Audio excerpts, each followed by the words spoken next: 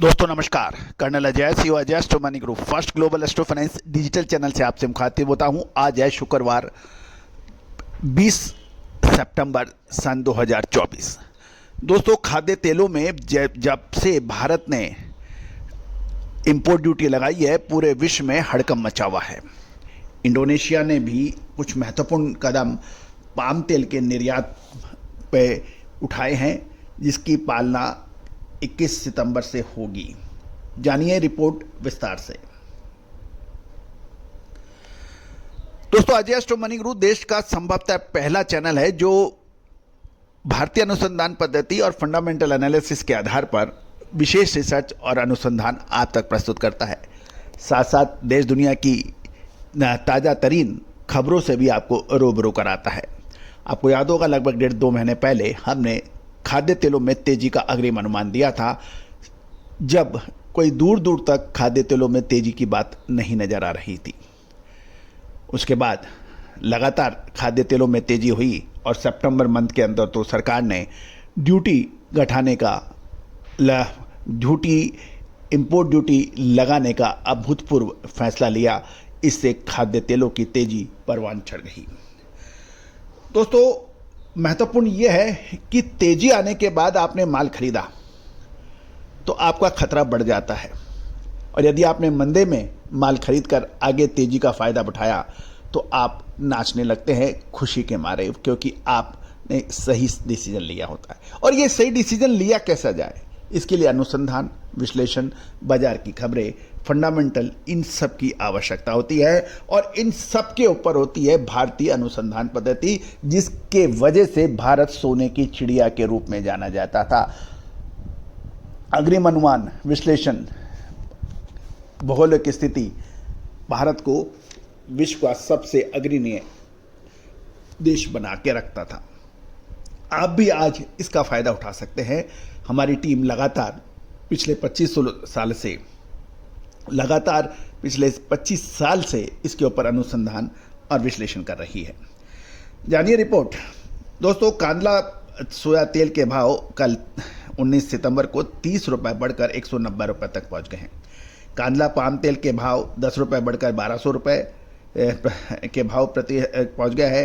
साथ साथ कमजोर उत्पादन के कारण और सप्लाई कम होने की चिंताओं के कारण केएलसी का मार्केट भी तेज रहा। इंडोनेशिया ने कॉम्पिटिटिव बनने और निर्यात को बढ़ावा देने के लिए अपना पाम तेल का शुल्क घटा दिया है। दोस्तों ये एक बहुत महत्वपूर्ण खबर है। इंडोनेशिया ने नए नियम के अनुसार 21 सितंबर यानी कल से आयात शुल्क $90 प्रति टन से घटाकर $63 प्रति टन कर दिया है।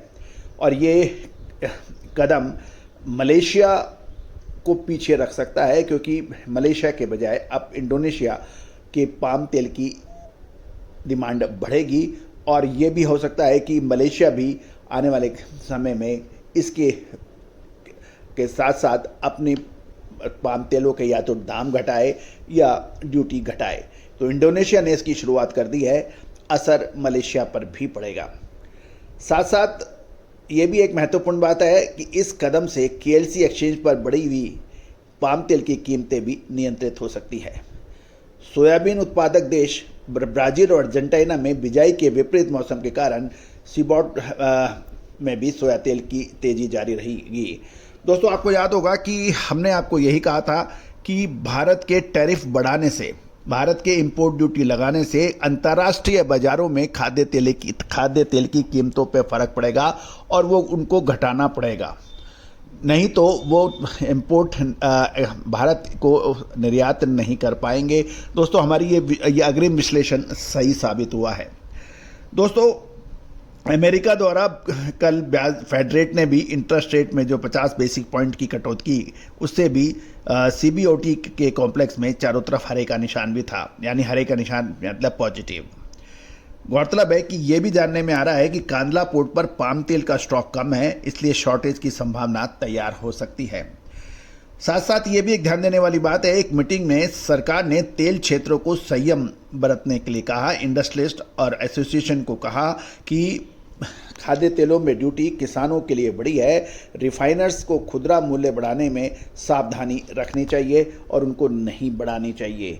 गौरतलब है कि ये भी ध्यान देने वाली बात है कि किसानों का भी ये कहना है कि यदि सरकार ने इंपोर्ट ड्यूटी लगाई है, जो इंपोर्ट ड्यूटी से आयात शुल्क मिलेगा वो किसानों को एमएसपी बढ़ाने के रूप में ट्रांसफ़र होना चाहिए, तभी किसानों की आय बढ़ेगी। यदि रिटेल रेट नहीं बढ़ेगी तो रिफाइनर्स ऊंचे दामों पर सीड यानी सोया सीड या मस्टर्ड सीड नहीं खरीदेंगे। यदि उनको जो 20 से 21 लाख टन बंदरगाहों पर पुराना स्टॉक पड़ा हुआ है जिस पे ड्यूटी पेड नहीं है, उसकी अकाउंटिंग बहुत मुश्किल होगी कि वो माल कम कीमतों के ऊपर या पुरानी कीमतों पर बेचा जाए। इसकी मॉनिटरिंग करना लगभग असंभव है। दूसरी ओर ये भी एक इम्पॉर्टेंट बात है कि यदि सरकार वो 20 लाख टन माल खरीद के अपने जरिए रिफाइंड करा के रिटेल में बेचे, नाफेड के जरिए या कोऑपरेटिव्स के जरिए, जैसे भारत आटा या भारत दाल की थी, तो कुछ संभव है। लेकिन इसमें क्योंकि त्यौहार बिल्कुल सामने हैं, इसको संभावना कम नज़र आती है। कुल मिलाकर खाद्य तेलों का बाजार अब दिलचस्प मोड़ पे आ गया है। आगे क्या होने की संभावना है, विशेष रिसर्च रिपोर्ट के लिए संपर्क करें। दोस्तों, फिर मत कहिएगा कि हमने आपको चेतावनी नहीं दी थी। All the very best, good luck, happy trading.